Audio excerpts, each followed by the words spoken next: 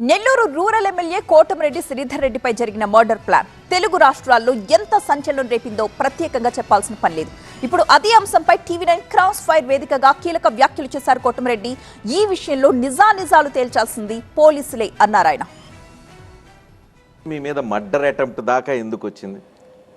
అది పోలీసులు జవాబు చెప్పాలా, లేదా మీలాంటి పరిశోధాత్మక జర్నలిస్టులు జవాబు చెప్పాలా?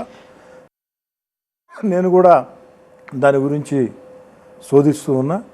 అన్ని విషయాలు తెలిసిన తర్వాత ప్రభుత్వం మీది, రాష్ట్రంలో అధికారంలో ఉన్న ప్రభుత్వం మీది, లోకల్ ఎమ్మెల్యే మీరు, అక్కడ మీరు ఏమనుకుంటే అది తెలుస్తుంది, జరుగుతుంది. ఇవన్నీ అనుచరులు మిమ్మల్ని మర్డర్ అటెంప్ట్ చేస్తానన్న అనుచరులు మీ వాళ్లే, అందరూ మీ వాళ్లే కదా. విషయం మీకు తెలియకుండా ఇంకెవరినో పరిశోధించమంటారు. రజనీకాంత్ గారు, హత్య చేస్తామన్న వ్యక్తులు మీ అనుచరులు అన్న మాట పచ్చి అబద్ధం.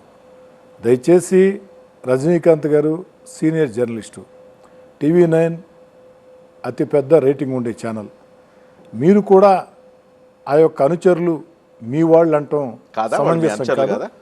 వాళ్ళందరూ కూడా మొన్న 24 ఎన్నికల్లో నాకు బద్ధ వ్యతిరేకంగా పనిచేసిన వ్యక్తులు.